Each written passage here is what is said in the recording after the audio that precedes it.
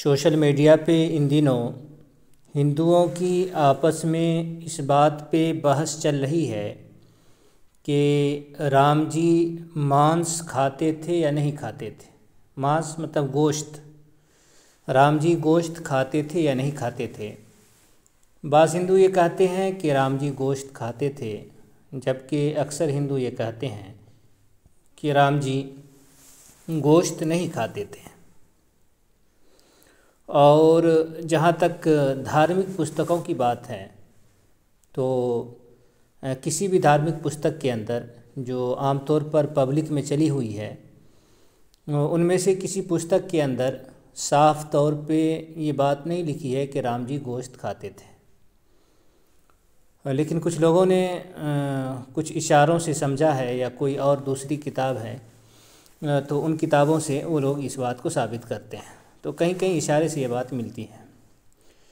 लेकिन ये बात तो खैर इतनी बात तो पक्की है कि राम जी जानवरों का शिकार करते थे।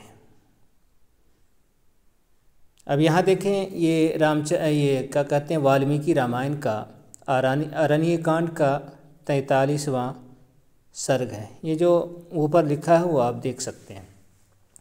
इसके अलावा इसी वाल्मीकि के अंदर और रामचरितमानस के अंदर भी और दूसरी पुस्तकों के अंदर भी ये बात मिलती है कि राम जी जब वनवास में थे, जब जंगल की ज़िंदगी गुजार रहे थे, तो वहाँ जो वस्त्र, जो कपड़ा, जिस चीज़ से अपने बदन को छिपाए हुए थे वो हिरन की खाल थी। हिरन की खाल से ख़ुद भी और इसके भाई लक्ष्मण थे वो भी और सीता थी वो भी, इन सबों का जो कपड़ा था जो पहनने का वो हिरन की खाल। तो ये लोग हिरन की खाल को पहने हुए थे। तो ये सब बातें तो आमतौर पर मिलती हैं। लेकिन एक बात और है कि राम राज में इससे बात वाज़े हो जाएगी और मेरे ख़्याल से फिर किसी को इस पर बात करने की गुंजाइश नहीं रहेगी कि राम राज में गोश्त खाया जाता था, मांस खाया जाता था या नहीं खाया जाता था। मैं आपके सामने इस किताब के बाद एक पुस्तक दिखाऊंगा जो रामराज का संविधान था, रामराज का कानून था, जिसे रामराज का कानून कहा जा सकता है। वो पुस्तक है, उस पुस्तक का नाम है वशिष्ठ धर्मसूत्रा। वशिष्ठ राम जी के पुरोहित थे और पुरोहित एक राजा की हुकूमत के अंदर आदेश हुक्म वो पुरोहित का ही चलता था। तो इस वजह से उसको संविधान कहा जा सकता है। और इस वजह से भी कि शंकराचार्य वगैरह जो मशहूर इनके यहाँ सबसे ऊंचा हिंदुओं में पद है, उन्होंने भी कहा है कि मनुस्मृति ये वैदिक संविधान का नाम है। तो मनुस्मृति वैदिक संविधान है। तो मनुस्मृति और तो इसको वशिष्ठ धर्मसूत्रा को, वशिष्ठ स्मृति को, जो कि राम जी के गुरु भी थे, तो इसको वशिष्ठ धर्मसूत्रा को रामराज का संविधान कहा जा सकता है और कहना भी चाहिए। तो मैं उस पुस्तक से दिखाऊंगा कि उसमें क्या लिखा है। उससे पहले आप ये देख लें कि यहाँ इतनी देर में आप पढ़ लिए होंगे कि यहाँ क्या लिखा है। तो खैर इस बात को ये मैं वहाँ ले जाने से पहले इसको पढ़ दे रहा हूँ कि इसमें क्या लिखा है। यहाँ लिखा है कि कपट मृग को देखकर लक्ष्मण का संदेश, सीता का उस मृग को जीवित या मृत अवस्था में ले आने के लिए श्री राम को प्रेरित करना तथा श्री राम का लक्ष्मण को समझा बुझाकर सीता की रक्षा का भार सौंपकर उस मृग को मारने के लिए जाना। तो आप मृग कहते हैं हिरन को। तो अब इससे आप समझ सकते हैं कि जिंदा या मुर्दा हिरन को लाना है तो किस लिए लाना है वो आप अपने तौर पर समझ सकते हैं। हमको असल में जो चीज़ दिखाना था वो रामराज को दिखाना था, रामराज के कानून को दिखाना था, रामराज के संविधान को दिखाना था कि रामराज के संविधान में क्या कुछ लिखा हुआ है। तो आइए हम आपको वहाँ ले चलते हैं।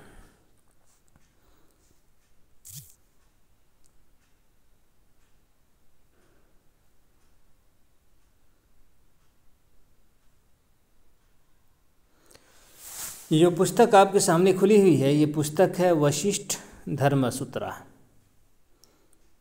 वशिष्ठ धर्मसूत्रा का वशिष्ठ स्मृति का ये चौथा अध्याय है। चौथे अध्याय के अंदर ही ये बात नीचे लिखी हुई है। आप ज़रा इसको देखें क्या लिखा है। यह है रामराज का कानून कि रामराज में मांस खाना ज़रूरी था। तो यह है रामराज का कानून, इसको आप अपने तौर पर देख लें। यहाँ लिखा है कि पितर, देवता और अतिथि इनकी पूजा में पशु की हिंसा करें, कारण कि मनु का ये वचन है कि मधुपर्क में यज्ञ में पितर और देवताओं के निमित्त जो कर्म है उनमें पशु की हिंसा करे तो कुछ दोष नहीं है। अन्यथा हिंसा न करे। बिना प्राणियों की हिंसा किए मांस कहीं उत्पन्न नहीं होता। प्राणियों की हिंसा भी स्वर्ग को देने वाली है। इस कारण यज्ञ में जो प्राणियों की हिंसा होती है वो हिंसा नहीं है। बिना हिंसा के किए हुए स्वर्ग नहीं मिल सकता। ब्राह्मण व क्षत्रिय के अभ्यागत होने पर इनके लिए बड़ा बैल व बड़ा बकरा पकावे, इस प्रकार इसके आतिथ्य करने का नियम है। तो यहाँ आप देख सकते हैं कि वशिष्ठ जी क्या कह रहे हैं।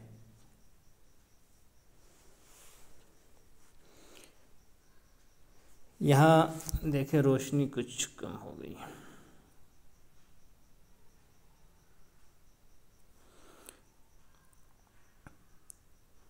यहाँ वशिष्ठ जी फरमा रहे हैं। आप इसको जो बात आ गई है वो आप अपने तौर पर भी समझ सकते हैं और यहाँ देख भी सकते हैं। लेकिन यहाँ जो देखने वाली चीज़ है वो ये भी है कि यहाँ लिखा है कि बिना प्राणियों की हिंसा किए मांस नहीं उत्पन्न होता है। इसको हम उड़ा करके फिर यहाँ से हम आपको दिखाते हैं।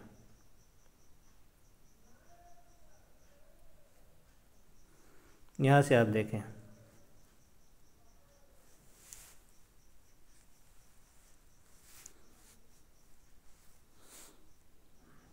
अब यहाँ क्या लिखा है कि बिना प्राणियों की हिंसा किए मांस कहीं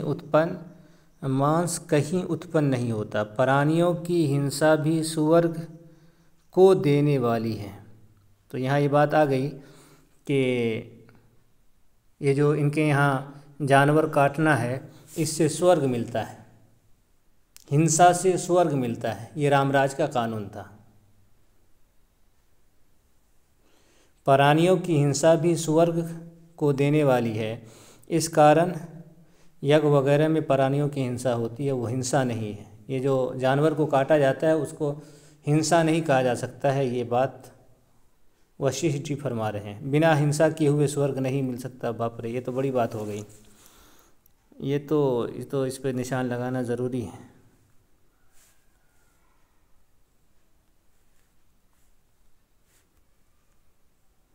यहाँ देखें क्या लिखा है, इस पे देखें। यहाँ लिखा है कि बिना हिंसा किए हुए स्वर्ग नहीं मिल सकता। कोई भी हिंदू स्वर्ग में नहीं जा सकता।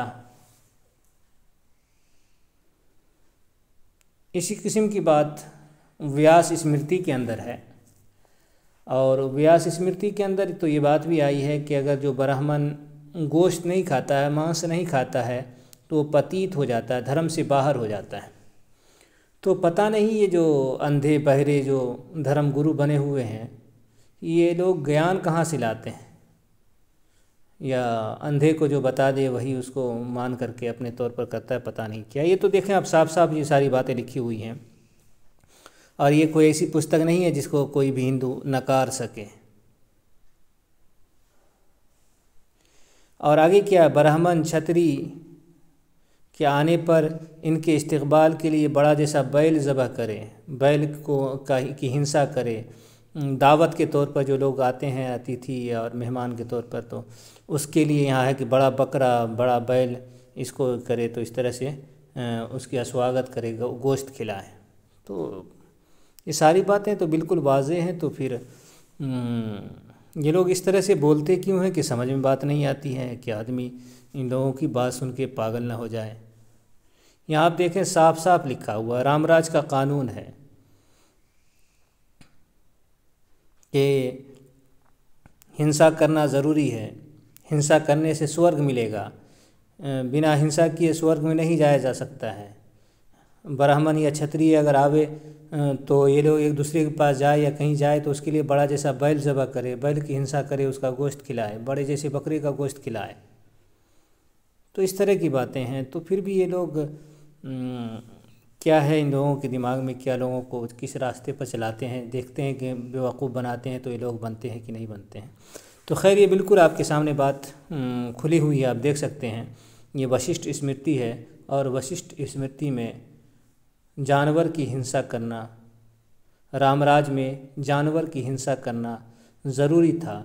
जानवर की कुर्बानी करना, जानवर को काटना, उसका मांस खाना ज़रूरी था। रामराज में यह कानून था कि बिना मांस खाए, जानवर की हिंसा किए कोई स्वर्ग में नहीं जा सकता है। ये सारी बातें आपके सामने हैं, आप देख सकते हैं, लोगों को दिखा सकते हैं। बस।